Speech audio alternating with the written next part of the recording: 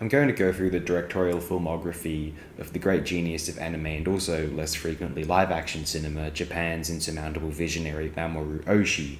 Of major note is a 1983 feature-length work, Dallas, directed by Oshii, as well as one, Hisayuki Toriumi, a most impressive science fiction endeavour and an indicator of the great standards which he will, across decades, hold his works to. Noel Oakeshott recommended to me Urusei Yatsura 2 Beautiful Dreamer, though I wasn't really sure I would enjoy it. A most delightful little film, a visceral display of big colours, creative motion, and assertively visual imagination. Then I adore Angel's Egg. I have uploaded a video upon that work prior, one of the greatest things I can possibly place upon my room's continually used television screen. A very enriching science fiction live-action feature in 1987's The Red Spectacles. Can't possibly recommend it enough for all of you viewing this. Maybe it lacks some dense storyline, but it makes up for it with its visual imagination, passionate world-building, and some existential aspirations. It is part of a series known as the Kerberos saga, of which Oshii contributed some of the major works of, including another very noteworthy film from 1991, Stray Dog, Kerberos Panzer Saga, or Panzer Cops, as well as radio dramas and manga series.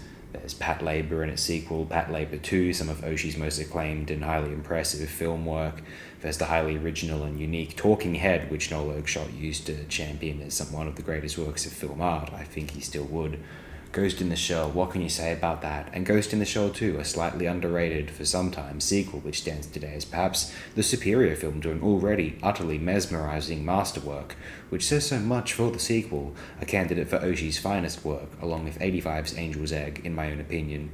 There's this film here, 2001's Avalon, a live-action undertaking from Oshii, but one which heavily employs computer animation, indeed one which heavily involves virtual reality within its quite ambitious turn of the millennium, electrifying optimism, cybernetic theory rush screenplay, penned by one Kazunori Ito, who had a hand in writing or co-writing with Oshii some of Oshii's best works, including The Red Spectacles, Pat Labor, and Pat Labor 2, and the first Ghost in the Shell. He also wrote the great Gamera trilogy of the 90s, making him one of the most imaginative and impressive of Japanese cinema's screenwriters.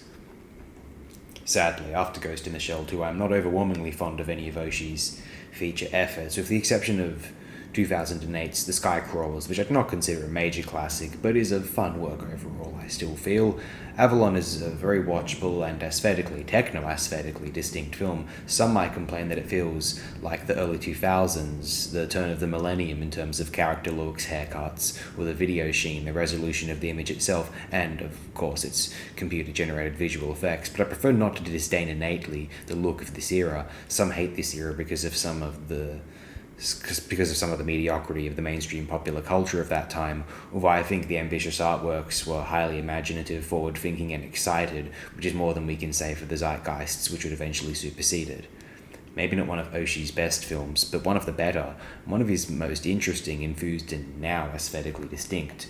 I cannot imagine why any serious film devotee would have any major regrets after viewing Avalon, even if they do not wind up adoring the film or considering it a classic.